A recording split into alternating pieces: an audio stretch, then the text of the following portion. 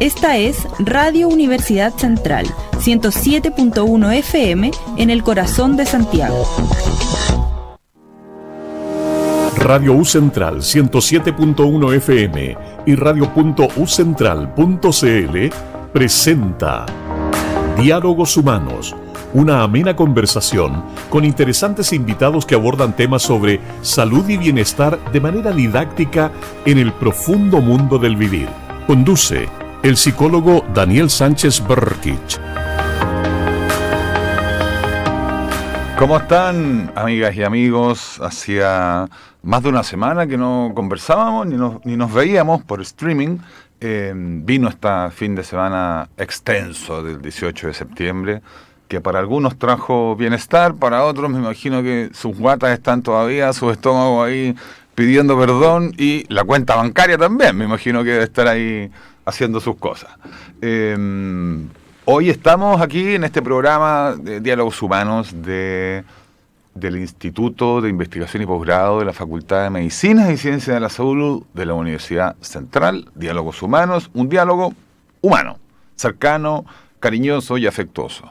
El día de hoy es un día para mí particularmente especial, por dos razones. Una es porque es especial, pues todos los días son especiales, comenzó hace poquitito de la primavera y eso también es alegre para muchos de nosotros.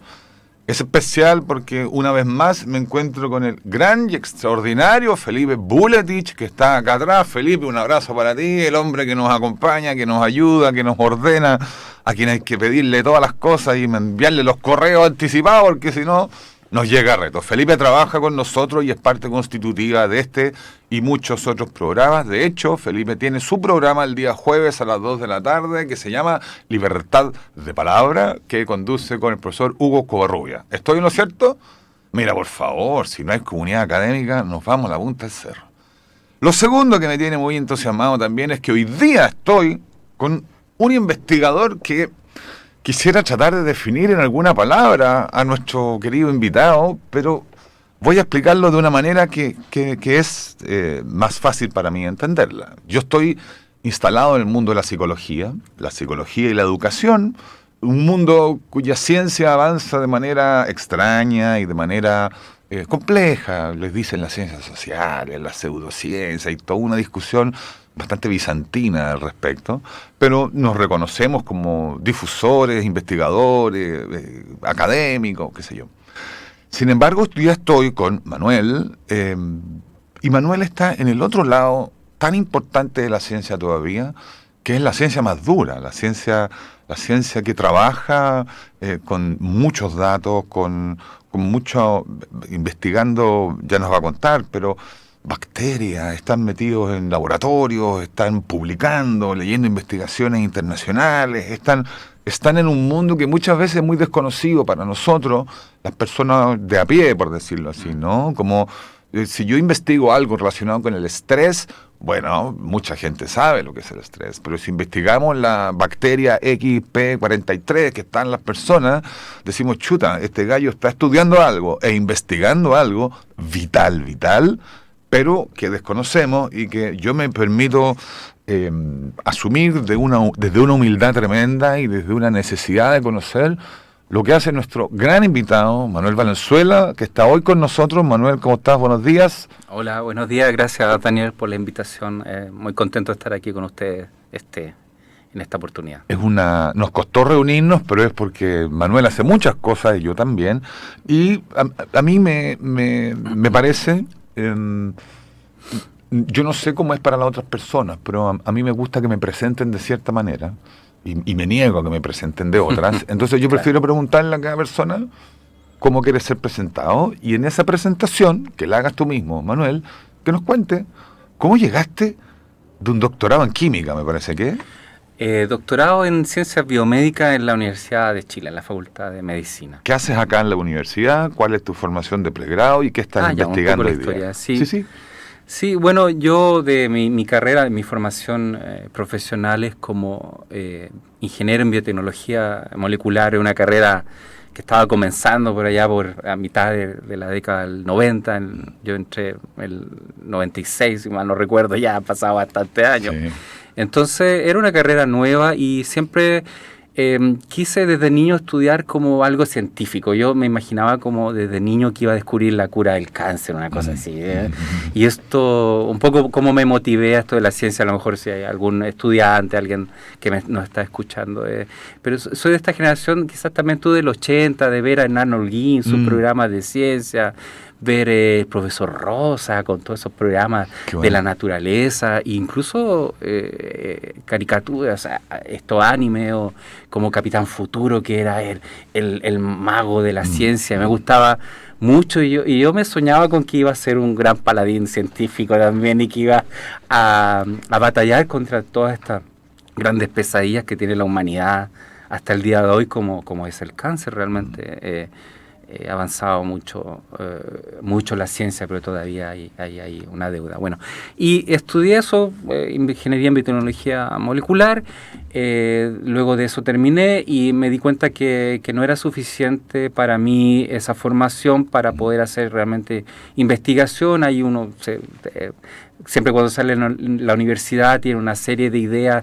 Nuestros padres siempre nos dicen hay que estudiar una carrera, ¿no es cierto? Pero nunca nos dicen qué hacer con la carrera. Que viene después. Eso pasa mucho. Sí. Y los estudiantes se dan cuenta cuando salen. Pues. Entonces ahí uno se hace una serie de cuestionamientos que son importantes para la vida. Entonces yo decidí en ese momento seguir estudiando. Estudié un doctorado para perfeccionarme, para conocer más, para perfeccionarme como investigador ya independiente. Luego el doctorado, bueno, uno en el doctorado siempre, y tú también lo has hecho, ¿sabes? Siempre tiene un tutor, alguien que te guía, básicamente, sí. Te dice qué hacer dentro de la línea de investigación del tutor. Entonces, lo que uno tiene que finalmente hacer es generalmente un postdoc, que le llaman un postdoctorado, que es un trabajo que viene después del doctorado, que dura 5 años también, entonces ya son como 10 años de estudio entre la carrera y el doctorado, y hacer un postdoc, idealmente puede ser aquí en el país o en el extranjero, como yo estuve en Bélgica unos años haciendo un postdoctorado, y el objetivo es como agarrar más confianza científicamente, porque aquí uno es muy guiado, pero la pregunta es como para nosotros los científicos, si alguien está escuchando, ¿somos capaces de hacer ciencia en otro país con no un tutor que te va a estar guiando, sino que te dice básicamente aquí está esto, hágalo. Hágalo usted. Entonces usted se sienta y se pone a trabajar. Po. Entonces ahí es donde se ven también los valientes. En la cancha se ven los gallos, sí. Bueno, sí. Entonces con esa formación ya volví, estuve un tiempo en la Chile, seguía trabajando, no en forma independiente, y finalmente se abrió esta oportunidad en el año 2017 en la Universidad Central de venir y contribuir con investigación, con el área de mi interés, que ahí podemos hablar un poco más adelante. Y ha sido una bonita experiencia estar acá, porque la verdad que aquí cuando llegamos había muy poco, no se hacía investigación en área biológica, se hacía quizás más en sociales, en derecho, no sé, en otros, en ingeniería, pero el área biológica está bastante abandonada. Así que hemos hecho bastante, yo creo, en estos años. Me he adjudicado algunos proyectos importantes, fondos importantes, y estamos construyendo. Y lo importante es que se dan estas oportunidades para poder conversar, para poder contar nuestra experiencia y responder a las preguntas que me tienes en esta conversación. Has dicho algo muy importante, Manuel. Como me gusta escuchar en el relato constantemente el de nuevas generaciones, estudiantes que nos esté escuchando. Es importante que nuestro trabajo, como investigadores, como personas que estamos dedicadas a estudiar un tema en el fondo, es importante que ese trabajo tenga algún sentido, no solo para nosotros, sino que para la comunidad también, ¿cierto? O sea, ¿de qué sirve estudiar la molécula 1 si la voy a tener guardada, escondida y bajo 10 llaves y que nadie sepa lo que estoy haciendo? Cuando en verdad, la ciencia abierta es eso, ¿no? El conocimiento tiene que ser accesible para todos y por todos. Sin embargo, la pregunta es, ¿qué pasa cuando ese conocimiento es tan profundamente específico como en el caso tuyo? Insisto, estudiar estrés es algo muy común en las personas, pero estudiar el comportamiento de la bacteria X e Y dentro de tal y cual característica, hay personas a las que les sirve sin duda, que les investigan, ¿sí? Pero ¿cómo hacemos para que eso también les sirva a una persona que maneja el transporte público y nos está escuchando o que nos está viendo ahora. ¿Sí? Sí. Sin hablar del miedo al cáncer, porque tu especialidad es el cáncer, pero ok, hablemos de cuánto miedo nos da el cáncer. Bueno, y ahí podemos hablar un montón de cosas, pero desde el punto de vista más técnico, ¿cachai? Sí, realmente nosotros nos hacemos la pregunta, uno se pregunta de qué sirve como dices tú, esta investigación muy particular decimos coloquialmente, de la pirulín pirulasa. Sí. ¿A quién más le interesa? Sí. Pero uno se hace la reflexión, todos los grandes avances de la ciencia, en biología, en otros, los científicos que lo han logrado no parten de cero, parten de estos pequeños logros que hacemos entre toda la comunidad científica.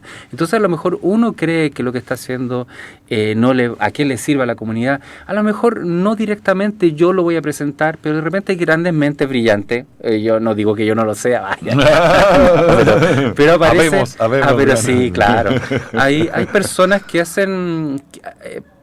también para poder aplicar tiene que haber personas que hagan una reflexión mucho más allá de lo que estamos haciendo. Y también todos en esto de la investigación contribuimos con un granito de arena. No sé, es como esto típico de Newton, que estaba sentado bajo un árbol y cayó una manzana y se hizo una pregunta súper interesante, o sea, ¿por qué cae la manzana?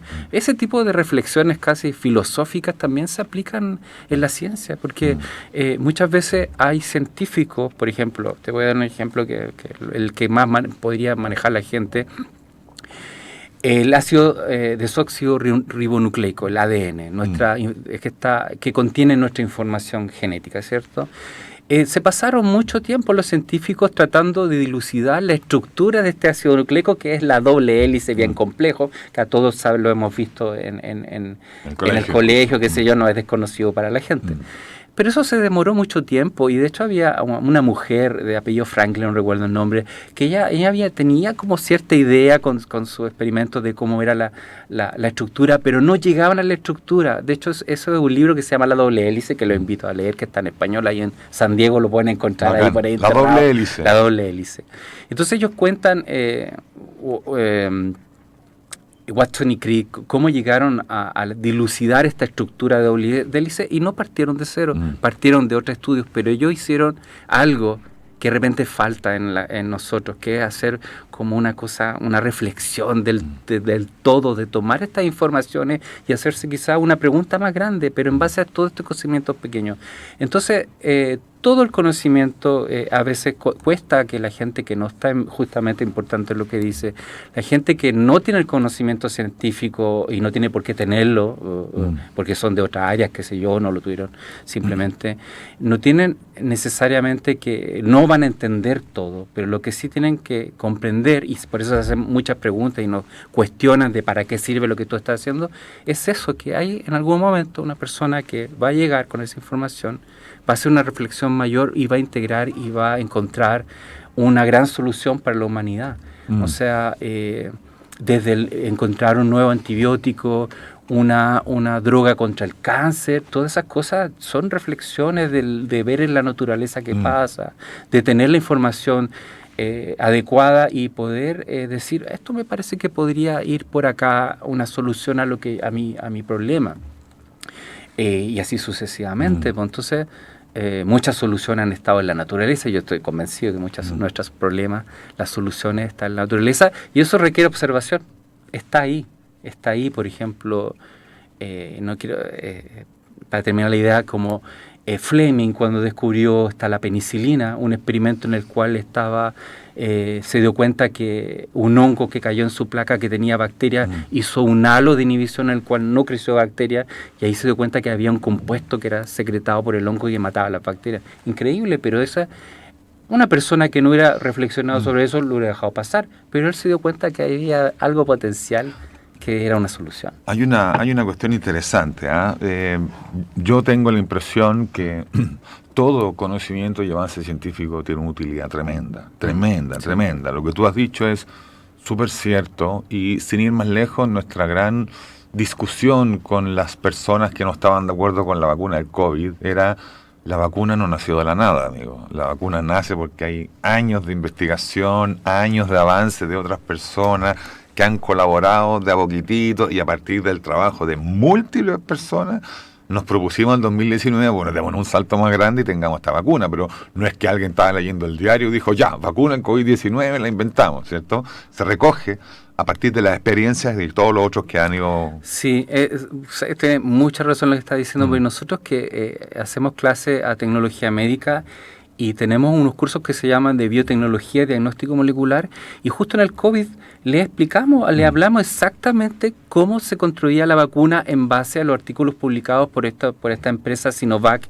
que hizo la vacuna virus atenuado del SARS-CoV-2, y hicimos una dinámica de paper, le explicamos el artículo científico y cómo estos científicos en un semestre tenían la vacuna lista. Pero entonces cuando tú tienes conocimiento... Hablando de vacuna. Sí. Todas las sirenas. Algo se está quemando, ¿no? Bueno, con ese conocimiento en realidad nosotros les decimos, imagínense este paper, la cantidad de animales de experimentación que usaron para probar esta vacuna, estos virus, tuvieron que hacer una selección de virus que estaban circulando alrededor del mundo, pero yo les decía, aquí hay decenas de profesionales de alto nivel trabajando, entonces la pregunta no es si lo lograron o no, si esto es una mentira, la pregunta es, ¿por qué lograron obtener esos recursos tan rápido en China y nosotros no? Pues estamos hablando de varios millones de dólares en una investigación de profesionales de alto nivel, de alto costo, para generar algo que sí se puede hacer en 6 meses, que como la vacuna con ¿cómo se llamaba la vacuna china que nos pusieron ya? Sinovac. La Sinovac, sí, cierto. La primera que nos pusieron. Exacto. Sí. Entonces, de que se puede, se puede.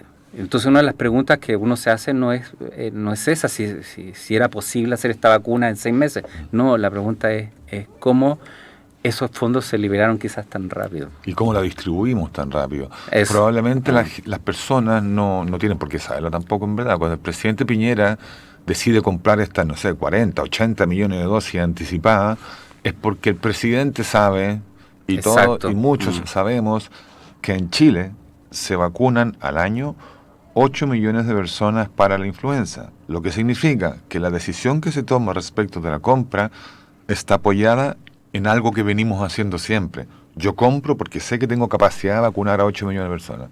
Si no tengo la capacidad de vacunar a 8 millones, no me arriesgo comprando. Lo que quiero decirte es que cada cosa que hacemos se hace a partir de la experiencia que otros han ido construyendo sobre nosotros. Nosotros miramos este virus o miramos este fenómeno, le damos esa vuelta de la reflexión que tú estás diciendo, y desde esta reflexión me permite, mira, voy a sacarle una puntita por acá, y de esa puntita que lo voy a sacar, voy a escribir, voy a publicar, voy a investigar, y muchas veces escribimos justamente porque no nos resulta, o porque en definitiva lo que estamos postulando no es así. Tienes toda la razón. Nosotros de verdad tenemos una cultura en salud, de vacunas, que es increíble. Hace poco estuve en un congreso, no sé si mencionar el país, pero... ¿Cómo, por favor? Está en Ecuador, que me disculpe, yo los quiero mucho, ¿verdad?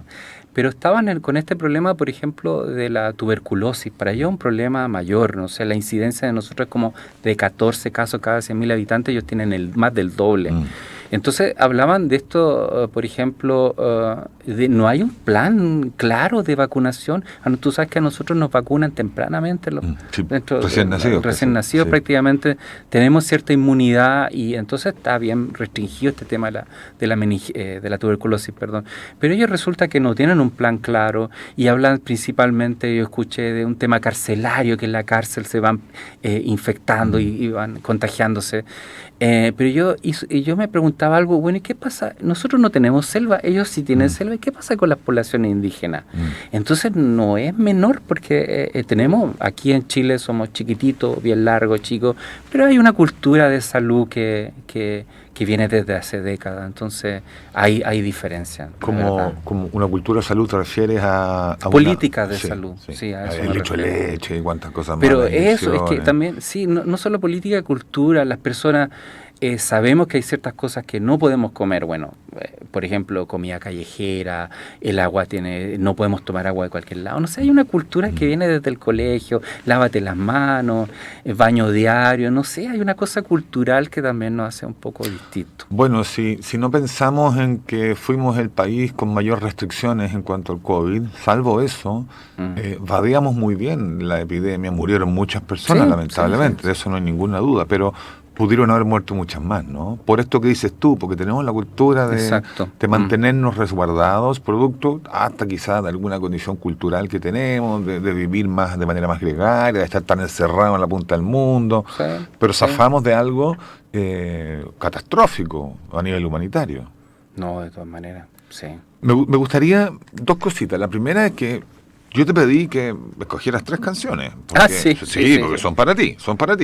Y vamos a escuchar la primera de estas canciones y después me gustaría que habláramos... ¿Por qué la elegí? No, tranquilo. No hay que dar razones aquí. Es que después me gustaría que habláramos de lo que estáis haciendo ahora. De qué estás metido investigando, pero quiero que presentes la primera de las canciones que me enviaste. Que nos cuentes qué canción es.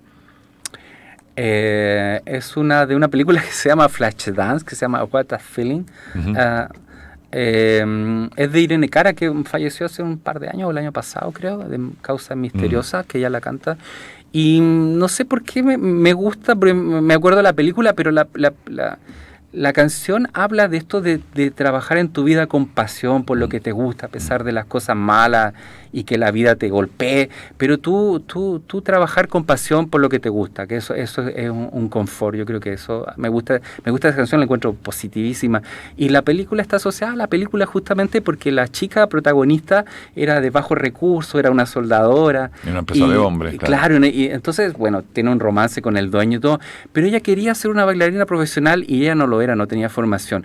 Entonces, él le da lo que me acuerdo de la película, le da un empujoncito y le genera esta audición que ella no podía llegar a esta escuela de baile y le dan la oportunidad y este baile que tú recordarás. Es milagroso, ¿no? Y la niña logra su cupo, pero es el mensaje positivo y además que es como que nos dice, en la vida todos necesitamos un empujoncito, generalmente en nuestra familia, un amigo. Eso yo creo que es lo importante. Nadie va solo. What a Feeling con Irene Cara.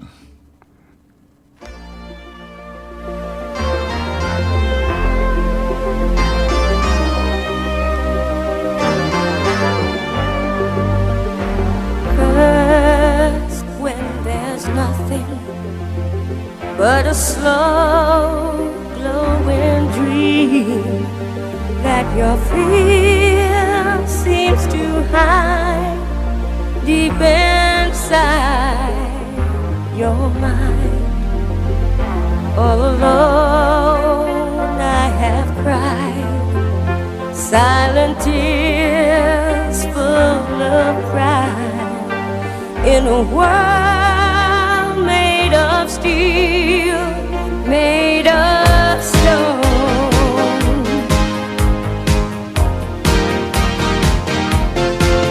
Where I hear the music, close my eyes, feel the rhythm, wrap around, take a hold of my heart. What a feeling,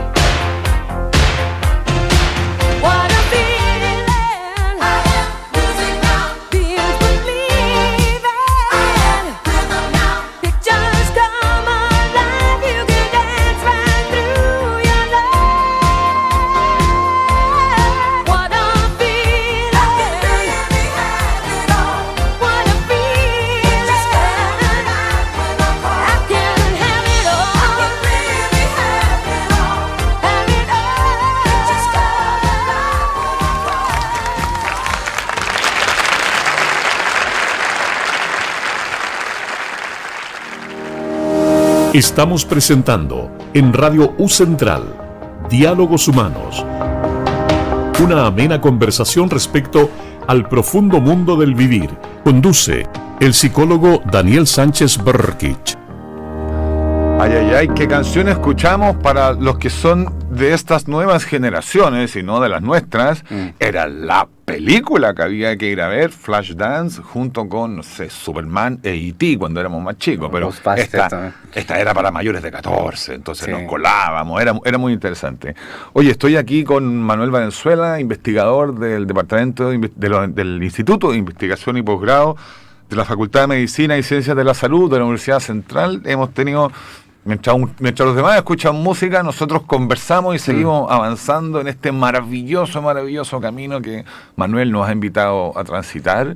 En este camino en el que, en definitiva, tal como nos ha propuesto Manuel, vamos cada uno de los que investigamos sumando un poquitito, dando nuestro aporte para que todos los aportes de todas las personas que estamos en el mundo de la investigación y la docencia vayamos construyendo una nueva vida, un nuevo mundo, vayamos avanzando. Nadie puede aportar con la ley de la vida, ¿no? Exacto. Sino que en este ámbito específico, el mundo de la biotecnología, muchos investigadores a nivel mundial investigan infinidad de millones de cosas, pero Manuel entró en una, y en esa una que entró fue profundizando, se fue quedando allí, y él, junto con otros investigadores en el mundo, suman para que el conocimiento científico avance, al menos, si avanza 1 milímetro a lo largo de nuestra vida, nos damos por pagado hasta el día de la muerte, ¿cierto? Con que avance la ciencia. Sí, claro.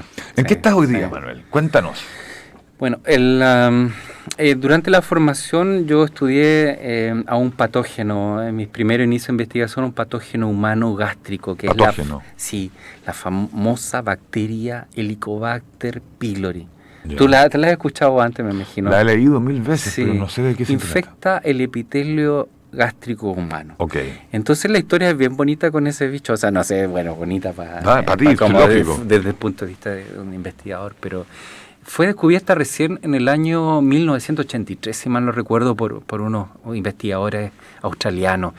Y muchas patologías gástricas antes del 83 se consideran idiopáticas, o sea, no se sabía cuál era el origen. Era del hospedero, era algo externo, el ambiente, la dieta, qué sé yo, no se sabía, como la úlcera péptica, la gastritis.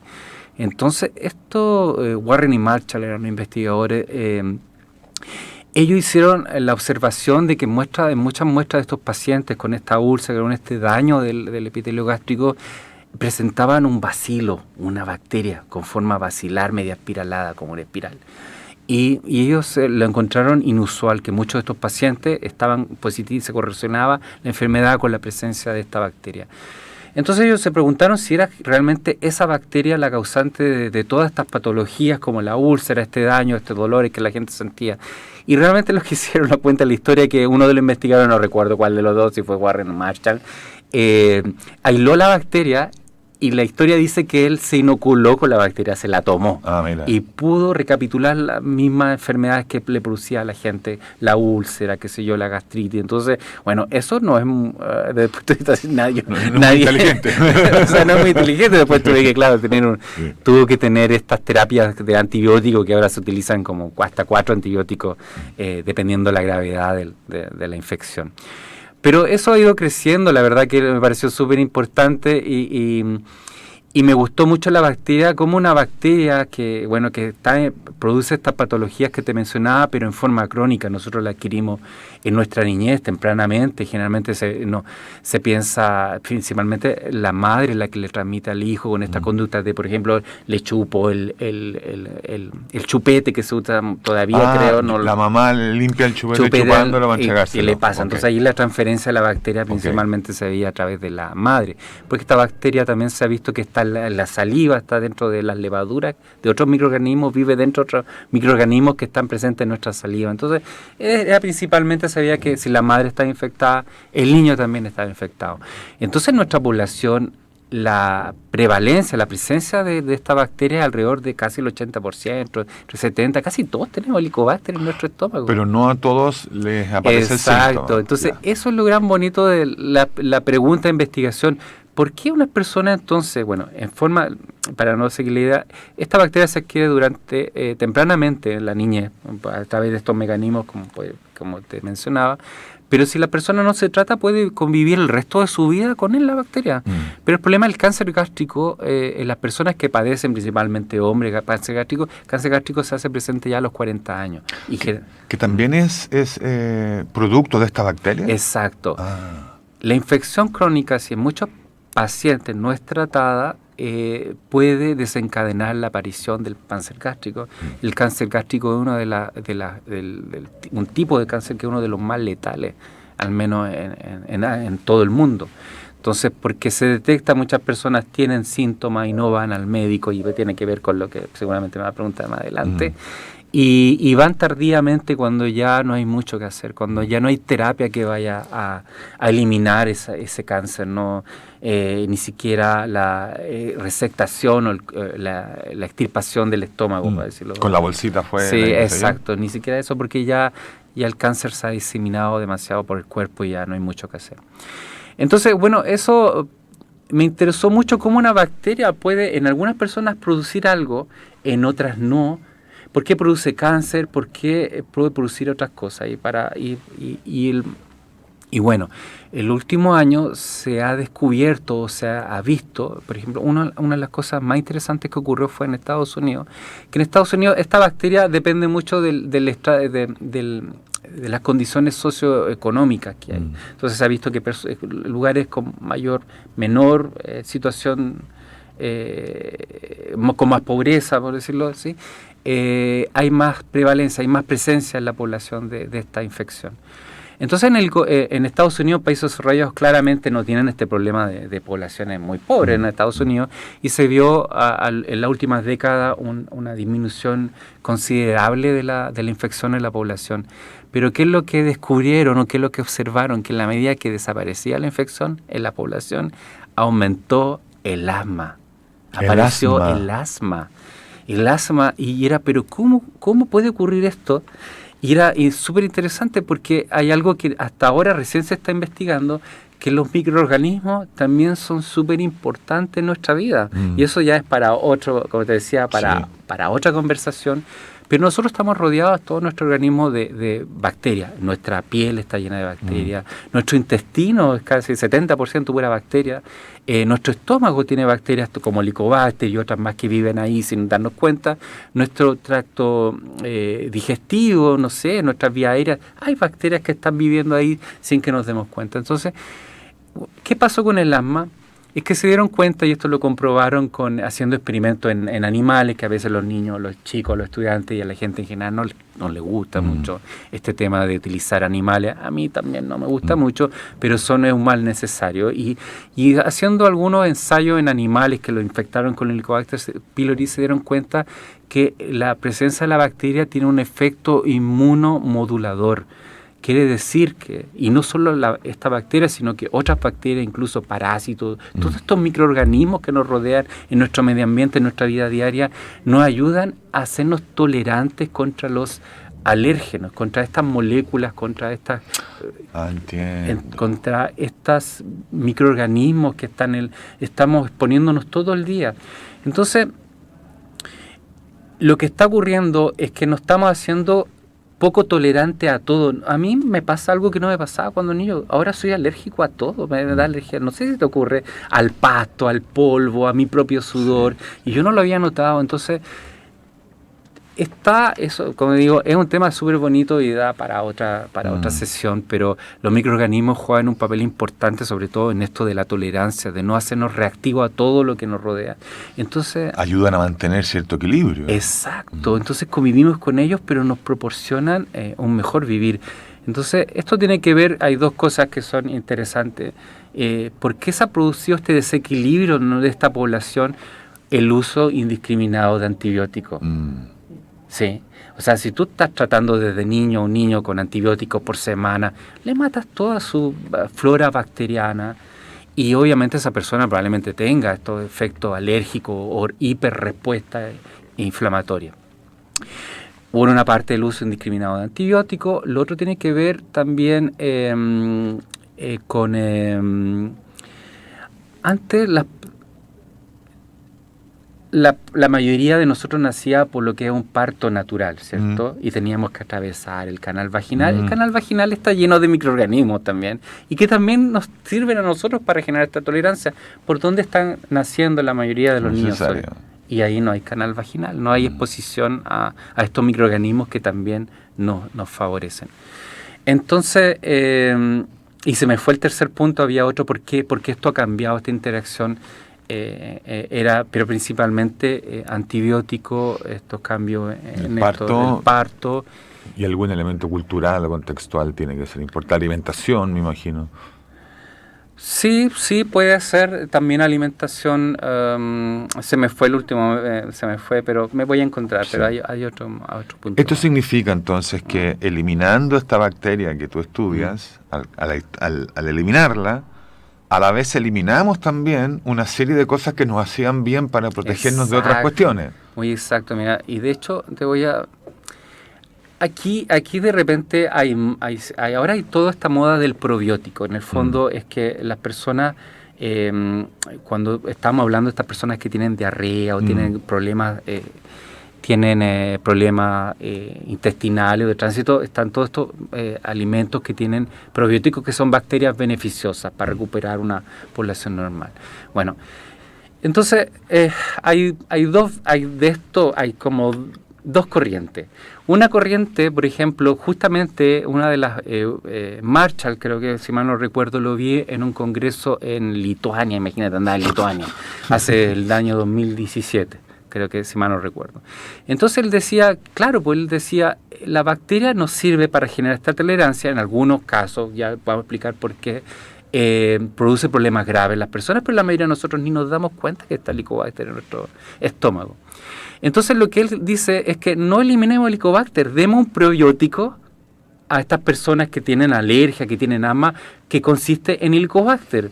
Entonces, lo que él quería vender, y en ese congreso lo que quería vender, era su producto probiótico, que seguramente va a consistir, no dijo en qué, en una bacteria, en Helicobacter, pero una bacteria que tiene algunas modificaciones que la atenúa, que la hace más beneficiosa, que no va a producir esto ni cáncer, ni gastritis, pero va a estar ahí, va a colonizar y nos va a producir todos estos efectos que son positivos para nuestra salud, principalmente inmunomoduladores, crear esta tolerancia a todos estos alérgenos, a todas estas moléculas que nos produce reacción. Y está la otra corriente de personas que quieren eliminar la bacteria desde la niñez. Entonces veía un congreso de una profesora chilena que de hecho la he visto que ha salido mucho en prensa, que está vendiendo un probiótico contra el Helicobacter pylori.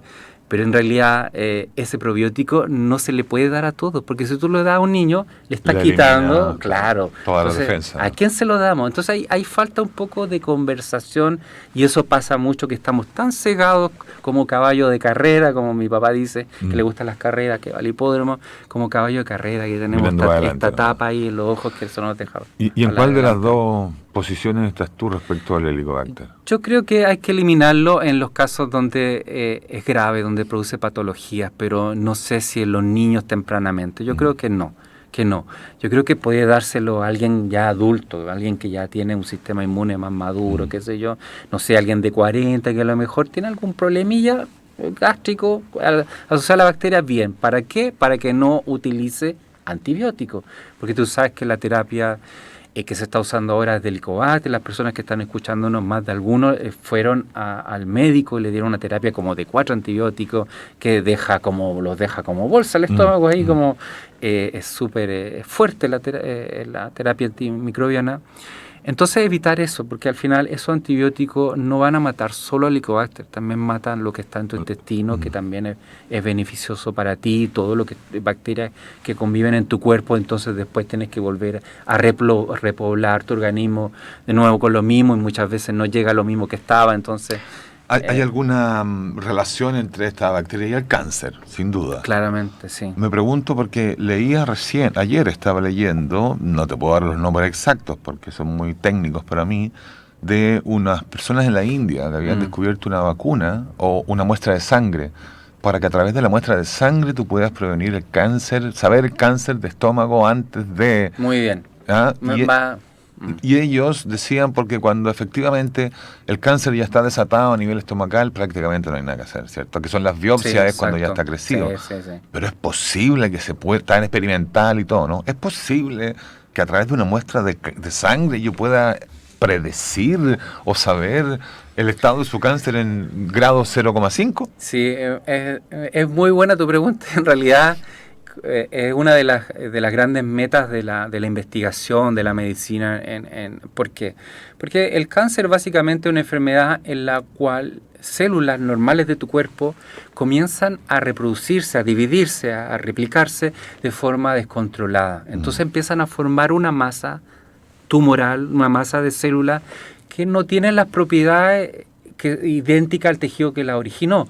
No sé, como en el cáncer gástrico, se produce principalmente un cáncer de tipo intestinal. O sea, ahí las células, además de crecer descontroladamente, que por eso se forman estas masas tumorales, esas células crean un fenotipo, una forma que se parece a células del intestino. O sea, son células que no tienen nada que ver con el origen del tejido que la originó. Entonces, es una característica del cáncer, un crecimiento descontrolado que puede durar décadas, que el cáncer no aparece hoy y termina mañana, esto demora décadas. Sí. Entonces, se van produciendo una serie de transformaciones en la célula que la van haciendo desde un pequeño tumor, la van convirtiendo en un tumor cada vez más grande y más agresivo, que es capaz de migrar desde su sitio original hacia distintos órganos de nuestro cuerpo, que eso es lo que se conoce como metástasis. Entonces, más o menos, eso es lo que nuestro organismo se va formando durante el desarrollo embrionario, somos fetos, y ahí las células parten de esto del cigoto, el espermio que se une como en el óvulo, y contiene el DNA, nuestro DNA genómico completo, ¿sí? Cuando se unen los dos gametos. Entonces, esta célula, el cigoto, se va dividiendo de tal forma que va generando como poblaciones celulares con un destino definido. Tú vas a ser hueso, tú vas a ser piel. Bueno, y ese programa está tan bien definido que las células ya saben a qué velocidad se van a dividir. Por ejemplo, una célula neuronal se va a dividir poco, probablemente se va a transformar en ese tipo celular y va a morir, va a cumplir su función y se mueren. Generalmente las vamos perdiendo a lo largo de nuestra vida, se nos va muriendo neuronas, a uno más que otro, obviamente depende de qué está de la vida que vayas teniendo. Exacto. Lo que estés consumiendo, esa es la palabra. Eso. Sí. Pero en general hay tejidos que tienen mucho recambio, las células se van dividiendo y son tejidos que están expuestos al medio ambiente, por ejemplo nuestro epitelio, la piel, nuestro epitelio gástrico, el intestinal, que obviamente ahí están sujetos al ácido gástrico o al paso de la comida o al paso o nuestro colon está lleno de bacterias, también hay algo allá, hay un estrés, hay algo que las células las van a ir matando y necesitamos recambiarla. Bueno, el programa dice que a partir de una célula, esa célula se va a dividir más o menos rápido, dependiendo del tipo celular, como te decía. Pero la idea es que igual que cuando uno hacía una copia en un disquete años atrás, que tú podías hacer una copia y copiar la información idéntica en otro disquete o pasarla. Pero igual que los disquetes de los tiempos de los 90, a veces la información se pierde o hay errores. Entonces, esa información genética que controla, la información genética controla la identidad básicamente de estos distintos tipos celulares. Si esa información se altera a través de lo que conocemos como mutaciones, las células, en algún momento, muchas mutaciones no nos damos cuenta. Ocurren en toda nuestra vida, hay mutaciones en nuestra información, cambios en nuestra información genética que no vamos a notar, no van a producir nada, que son silentes, se le dice. Pero en algún momento, si tú fuerzas al sistema, a estas células que se están dividiendo mucho, le pone algún agente nocivo, te expone a la radiación, consume alcohol, tabaco y todas estas cosas que de verdad, carne roja o esto fiambre o cosas, carnes que están embutidos. Obviamente, si estas células que están muy presionadas a dividirse, a repoblar estos epitelios, les pone estas condiciones extremas, van a ir adquiriendo mucho más mutaciones, mucho más cambios en esta información genética, hasta que van a afectar a una región del DNA que es clave para regular la división de estas células.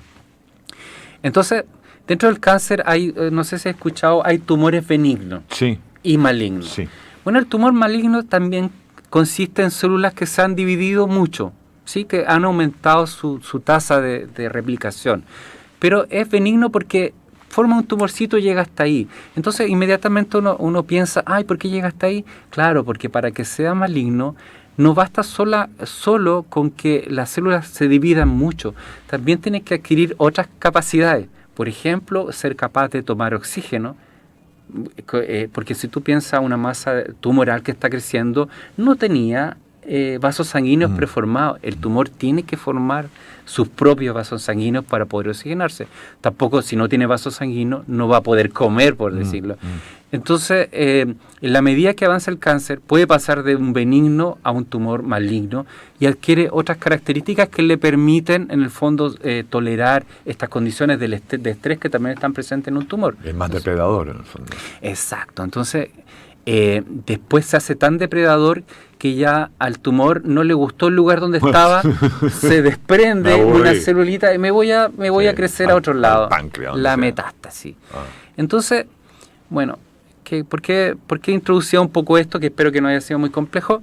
Porque esas células, si te das cuenta, muchas veces la única diferencia que tienen con nuestras células, las células que la originaron, el epitelio, es simplemente que se dividen más. Pero ¿cómo distingue nuestro cuerpo que esas células son dañinas si son como carne de nuestra carne? Es como decir, yo tengo un par de gemelos y quiero diferenciar entre Juanito y Pepito si se ven iguales. Pero si tú los miras bien, los puedes diferenciar. El problema es que nuestro cuerpo muchas veces no sabe cuál es Juanito y cuál es la célula buena de la mala. Entonces, con eso volvemos a tu pregunta, a esto de ¿podemos detectar el cáncer?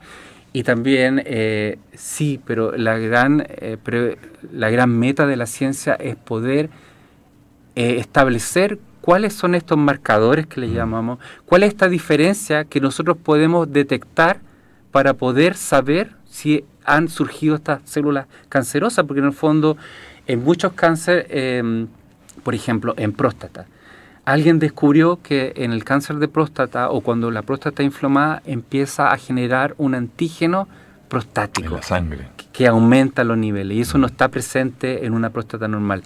Eso es un marcador que te está indicando que algo está mal. En cáncer gástrico todavía no hay un marcador como ese, como claro que sea un gold estándar, como se llama. Solo está el síntoma ahí. Sí, cuando ya no hay nada que hacer generalmente. Claro, cuando tú te haces el examen de la próstata con el neurólogo, con el urólogo, que se recomienda cuando hay historias de cáncer antiguo a partir de los 40, ¿no? El examen de la próstata es un examen de sangre. Sí. Y la sangre, la gente piensa que todo el examen de la próstata es con palpación. Claro. Y no es así, pues. Es cuando estáis con altos niveles de este antígeno prostático que surge a través de la sangre. Exacto, ¿cierto? Sí. Debiésemos pensar que con el cáncer podría pasar lo mismo. Sin embargo, según entiendo lo que tú dices, a nivel del estómago y toda esta zona, no hay ningún indicador que nos pueda decir todavía. Claramente no.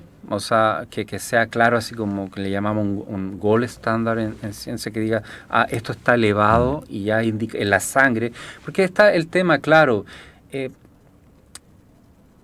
todo esto se trataría, el cáncer, estas tasas de mortalidad, qué sé yo, o mejoraría, disminuiría las tasas de mortalidad si uno lo podría detectar todos los cánceres tempranamente. Pero el problema es que para detección se requiere muchas veces de una detección que puede ser invasiva. Por ejemplo, sacar una biopsia.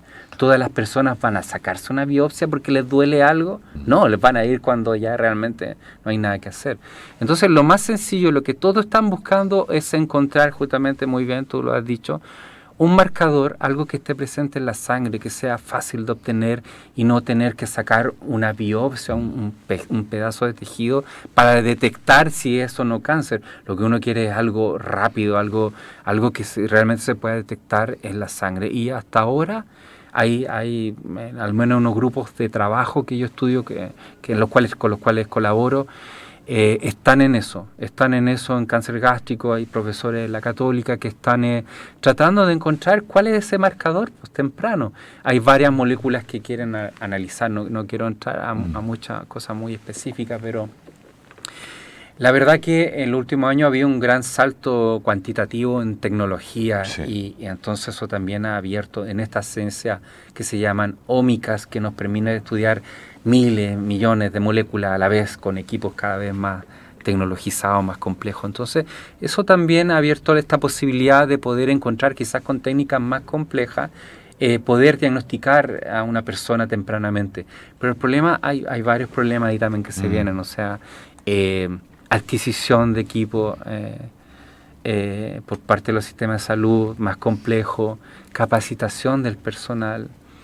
¿Va a tener todo el mundo acceso a esto en la política pública? Convengamos que un refrigerador para guardar bacterias, tú no te compras un minibar y lo ocupas de refri. Son refrigeradores ultra, hiper, mega especializados que funcionan de manera autónoma, que si se corta la luz siguen andando igual y funcionan a ciertas temperaturas bajo cero, y son millonarios, carísimos. Lo mismo con un microscopio, no es el microscopio que usa el niño en el colegio. Estamos hablando de una inversión, de un instrumental muy, muy caro. Pero para eso faltan políticas públicas, creo yo. La discusión del I+D o lo que se invierte en Chile en investigación y tecnología es paupérrimo. Sí, es paupérrimo.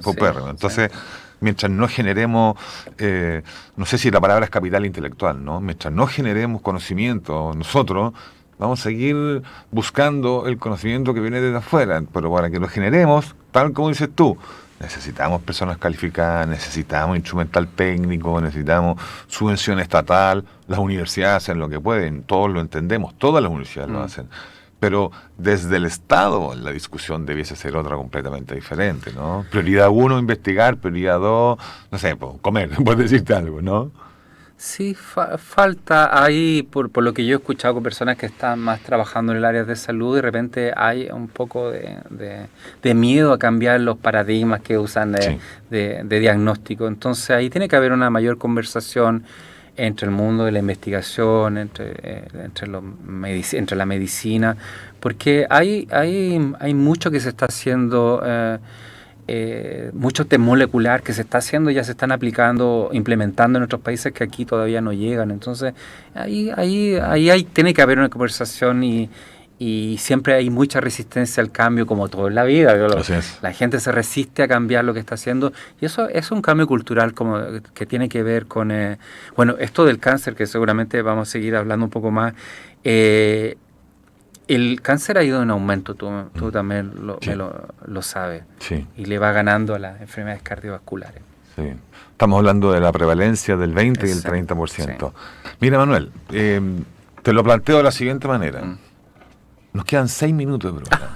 Llevamos 1 hora conversando. Sí, pasó volando. Pero fantástico, estamos felices porque no hay nada más que una rica conversa en la que se nos pasa el tiempo y nos vamos interesando en los temas que en este caso nos puedes exponer tú, y tal como has mencionado, vamos a tener que seguir viniendo a conversar de otros temas más aún. Yo te veo preparado, Manuel llegó con papeles, gráficos, cosas rayadas. Es que yo no retengo números, entonces de repente si me preguntan números, aquí tengo algunos números. Pero muy ordenado, como buen científico. Está muy bien, está muy bien. Entonces, brevemente, porque nos queda muy poquito tiempo, Manuel, quiero saber ¿qué es lo que viene ahora para ti? ¿En qué estás metido? Yo te hice una pregunta cuando nos coordinamos y te dije, ¿qué estás investigando? Y te pregunté, ¿qué te gustaría investigar? Más allá de nuestro trabajo, de lo que las directrices que nos puede dar nuestro empleador y tal, siempre queremos investigar cosas que van más allá, sobre todo para el paladín de la salud. Cáncer, yo creo que sigue siendo el cáncer. Creo que a pesar de todo el desarrollo que hemos tenido, hay una gran deuda, la gente sigue muriendo de cáncer. Entonces, me gustaría trabajar, ahora estoy trabajando en cáncer de ovario. Lo descubrí hace unos años, me puse a trabajar en una revisión que me pidieron colaborar y descubrí que también el cáncer de ovario es súper letal en las mujeres. También se detecta tardíamente cuando ya hay como metástasis, está en el peritoneo, o se ha expandido. Y el tratamiento, la verdad que no es muy efectivo y la expectativa de vida es muy mala. Seguramente lo he escuchado. Y me estoy dedicando ahora a no te puedo dar mucha información, pero es top secret todavía y no lo he publicado. Pero estoy trabajando en un tratamiento novedoso contra el cáncer de ovario. Estoy súper entusiasmado con eso y estoy trabajando con la gente en el laboratorio y tenemos buenos datos. Yo creo que, no sé si contactar con alguien que trabaje más adelante, con algún médico, alguien que le pueda interesar, de poder ver si este tratamiento es efectivo. Eso ya se escapa de repente. Ahí hay esta conversación que tú puedes ver que es necesaria de repente con la gente que está haciendo la medicina. Pero eso me entusiasma, me gusta, tenemos buenos resultados y creo que hemos encontrado un buen marcador, que podemos, un blanco terapéutico en cáncer de ovario, que estamos trabajando en eso, estoy muy entusiasmado. Y lo otro tiene que ver con el Helicobacter, que básicamente te hablaba esto del efecto de inmunomodulación, pero también se ha visto que está asociado a enfermedades neurodegenerativas, que estamos hablando de todas estas personas, el Alzheimer, de nuestros familiares y de los oyentes que tienen familiares con enfermedades neurodegenerativas, como la presencia de esta bacteria también favorece el desarrollo o el empeoramiento de los síntomas del Parkinson, del Alzheimer, y eso lo estamos descubriendo ahora. De hecho, yo publiqué este año un paper en el cual vi o demostramos que un componente de esta bacteria Helicobacter es capaz de atravesar el epitelio gástrico y llegar hasta el cerebro. Mira. Y alojarse ahí y producir efectos inflamatorios que van a gatillar finalmente, o sea, no puedo llegar a tanta conclusión, pero tenemos resultados que son claros y que podría explicar por qué en ciertas poblaciones mayores hay que eliminar esta bacteria. Esta bacteria con la que nacemos. Exacto. Que se aloja en el estómago y que en muchos casos produce enfermedades degenerativas. Varias, sí.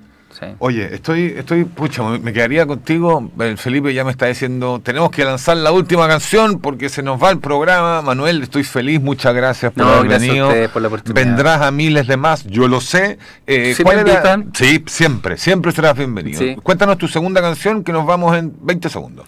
Yo soy medio chantero y quizás cebollento, pero hay un cantante argentino que me gusta mucho su voz. Yo admiro mucho los cantantes que cantan de verdad, y Jairo yo lo encuentro una voz potentísima, y él tiene una canción que se llama ¿cómo se llama?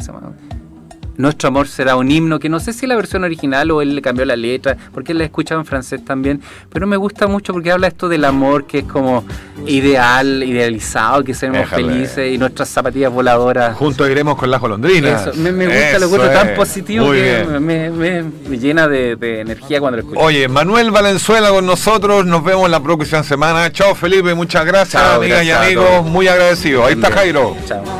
Con las